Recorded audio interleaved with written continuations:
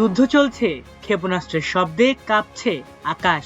আর ঠিক এ সময়ই কূটনীতির মঞ্চে তৈরি হয়েছে এক নাটকীয় অচলাবস্থা।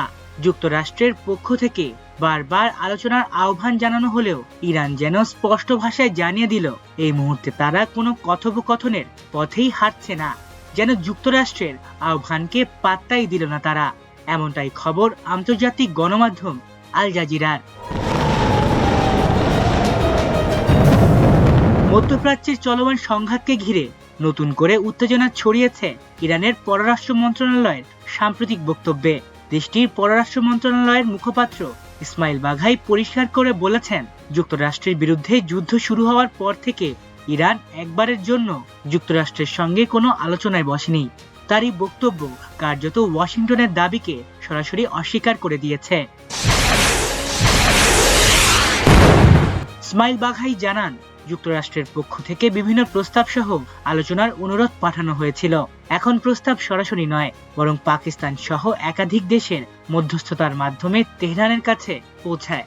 কিন্তু সেই অনুরোধে কোনো সাড়া দেয়নি ইরান, বরং তারা তাদের অবস্থানে অটল থেকেছে। তিনি আরো বলেন, যুদ্ধবিরতির প্রশ্নে ইরানের অবস্থান আগের মতোই রয়েছে, অটল এবং অপরিবর্তিত। বর্তমান পরিস্থিতিতে যুক্তরাষ্ট্রের সামরিক আগ্রাসন এবং আক্রমণ অব্যাহত থাকায় ইরান তাদের সমস্ত শক্তি ও মনোযোগ নিজেদের অস্তিত্ব রক্ষায় নিয়োজিত রেখেছে।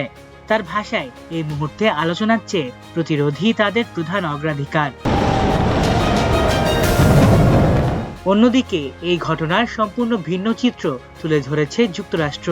হোয়াইট হাউসের প্রেস সেক্রেটারি ক্যারোলিন লেভিট এক সংবাদ সম্মেলনে দাবি করেন, ইরানের সঙ্গে যুক্তরাষ্ট্রের আলোচনা চলছে এবং তা ইতিবাচকভাবে এগিয়ে যাচ্ছে।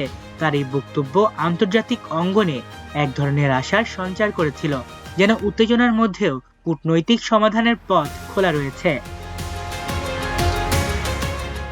কিন্তু ইরানের সাম্প্রতিক প্রতিক্রিয়া সেই আশাকে অনেকটাই প্রশ্নের মুখে ফেলেছে।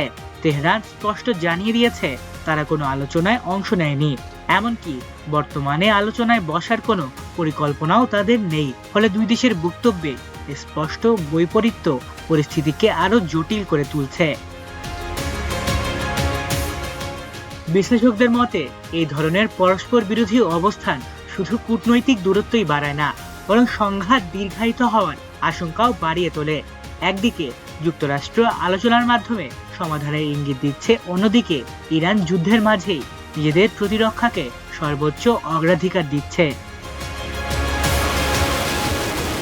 এই অবস্থায় সবচেয়ে বড় প্রশ্ন হয়ে দাঁড়িয়েছে, এই অচল অবস্থা কত দূর গড়াবে? কূটনৈতিক দরজা কি পুরোপুরি বন্ধ হয়ে যাবে, নাকি আন্তর্জাতিক চাপ ও মধ্যস্থতায় শেষ পর্যন্ত কোনো সমঝোতার পথ বের হবে? যুদ্ধের ময়দানে যেমন উত্তাপ বাড়ছে, তেমনি কূটনীতির টেবিলেও তৈরি হচ্ছে গভীর অনিশ্চয়তা। আর এই অনিশ্চয়তার দোলাচলে পুরো বিশ্ব এখন তাকিয়ে আছে ইরান ও যুক্তরাষ্ট্রের পরবর্তী পদক্ষেপের দিকে। মাল্টিমিডিয়া ডেস্ক, আমার দেশ।